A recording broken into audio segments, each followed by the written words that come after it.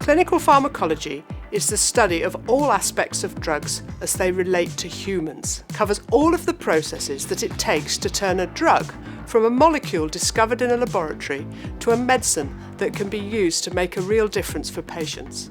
These processes include discovering new drugs, testing them for the first time in humans, and preparing them for use in healthcare. If you study clinical pharmacology, you'll explore how drugs work on the body and how the body handles drugs. You will learn how drugs are developed into medicines and how they're used in healthcare. Working with other students, you'll carry out experiments, learn clinical skills and handle data. There's a potential for an additional year with a professional employer to build your experience. You will take on short placements and hear from visiting lecturers working at the frontiers of the drug discovery industry.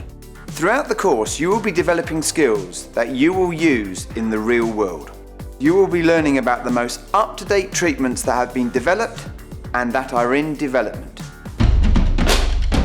We are the only clinical pharmacology BSc in the UK. You will study in an exciting learning environment where science meets healthcare.